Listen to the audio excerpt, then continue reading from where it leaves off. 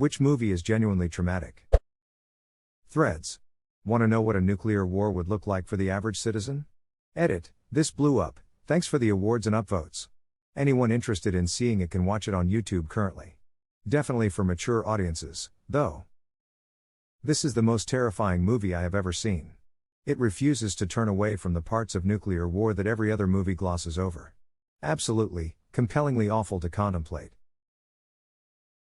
The parts of nuclear war that every other movie glosses over. I'm experiencing a very strange emotion, whatever one would call a blend of both FOMO and fear of participating in this trauma. Edit 2. Thank you to everyone who responded, and for the helpful Internet Archive links. Probably the right reaction. It's very effective because it focuses not on the big picture but on the very, very small picture. The highest ranking person you actually see in the film is a local council official, and everyone else is just a normal person trying to live a life as best they can after everything goes pop. It really underscores the whole point about the futility of nuclear war, about how whatever grand game is played between NATO and the Soviet Union, Russia, whoever, it doesn't matter a duck because all of those things cease to have any meaning after civilization falls apart. There was a line from Carl Sagan about how the nuclear arms race was the equivalent of two people standing in a room full of gasoline trying to collect matches in case the other person had more. I remember that line. One person has 2 matches, the other has 3. I'm convinced that the all-glass shower trend is from a generation of home builders who saw the shower scene in Psycho as kids. Growing up, my mother was traumatized of that movie to the point she had trouble taking showers and would only take a bath one day. While home alone, she had to shower to rush over somewhere. While in the shower, a large picture frame fell and hit the light switch on the way down, crashing to the floor.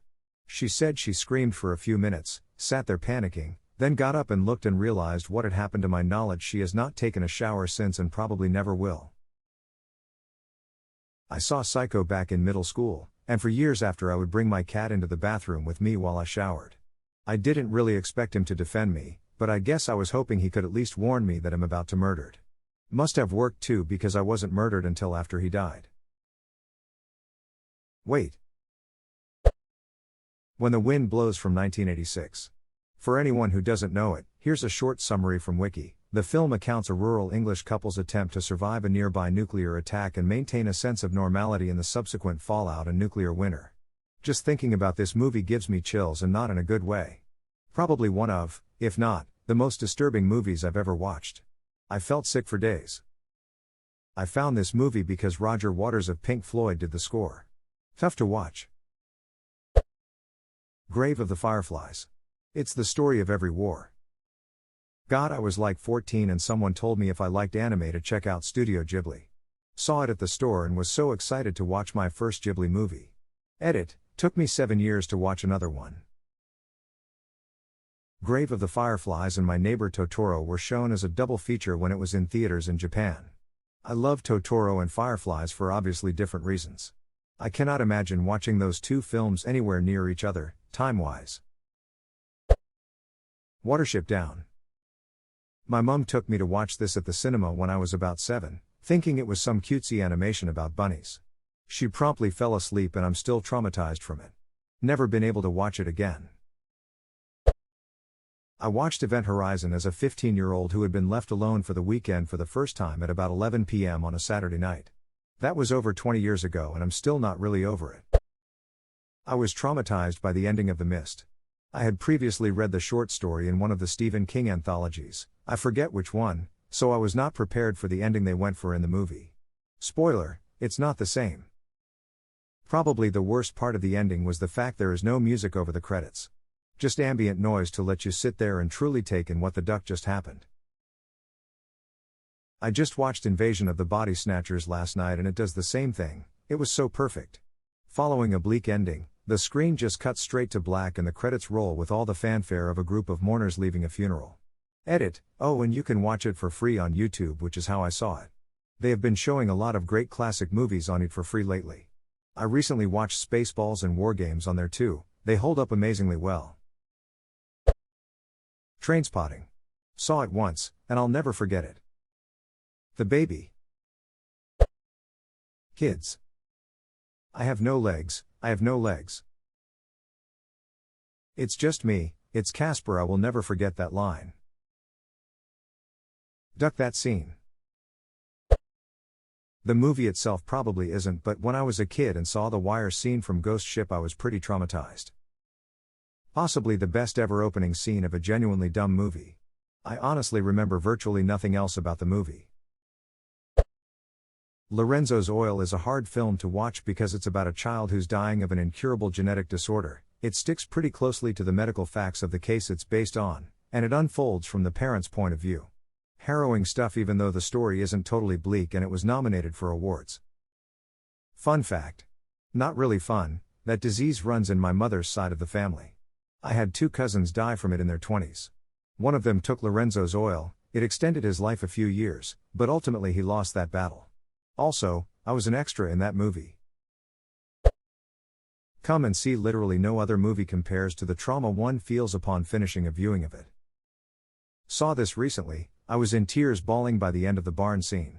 That movie does such a great job of combining fear, hopelessness, surrealism, historical accuracy, and all too real horror. It traumatized me for a few days after seeing it. Also the part when they're leaving the village and he doesn't look back, which if he did he'd see the massive pile of civilian corpses stacked on the edge of town, including his mother's sisters. Terrifying, bleak, and gut-wrenching all around. Interesting bit of trivia, in the Soviet Union, they had some very different rules on filmmaking, apparently. Take the scene where he is hiding behind a dying cow as the Nazis rake the field with machine gun fire. Those were real MG-42s shooting real bullets over his head, and that dying cow was actually shot and dying in front of him. If anything, this movie was probably most traumatic to the poor child playing the main role. They did bring in a therapist to help him, but holy shit, it must have been rough. Irreversible and Requiem for a Dream felt like an injury. Irreversible is a literal assault on the senses.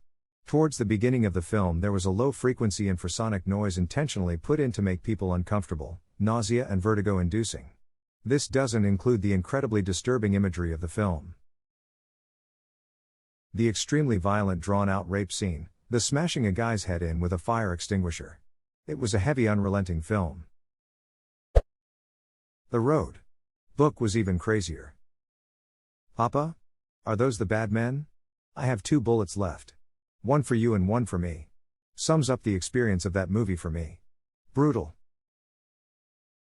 There are few books movie that have absolutely positively no positive events in them. I mean, if you want to interpret the ending as hope, that's fine I guess, but it's pretty clear the whole world is uninhabitable now. The Good Son messed me up when I was a kid. On Valentine's evening we had my mom and her friend and my brother over, and the friend was talking about someone she knew that adopted a kid who scared their family, and my brother was like, throwing dummies off an overpass scary? Lol. Bridge to Terabithia. More like bridge to tear my ducking heart out. Watched the original It when I was like 8 or 9. Made me genuinely afraid of toilets and storm drains for like a year. I watched this alone in 2nd grade and had to shower facing the shower head and with the curtain slightly open so I could see the toilet and sink for like the next 10 years. Pan's Labyrinth. Not necessarily the fantasy part of it, but the main antagonist, Vidal, and the ending. Just horrific. I cry every time. Also, for context, the scene with the pale man even scared Stephen freaking King, the reigning king of literary horror. It's a fantastic and beautiful film, but it's not for the faint of heart. Notable scenes: wine bottle, more scenes with blood and pain than you should shake a butcher knife at, the face cut, as in a cheek sliced open and you can see the blood and flesh vividly, DIY face stitches for the face cut, the pale man, the ending, Vidal's weird obsession with having a son, and Vidal just being the devil incarnate for the entirety of the film. The wine bottle scene. Yep, that would break a few people. I went to the cinema to see this thinking it was a kid's film. By the wine bottle scene I figured out it was not a kid's film. I think that kinda happened to all of us. Also the creepy hand eyes monster. Yeah, no thanks. Once was enough for me.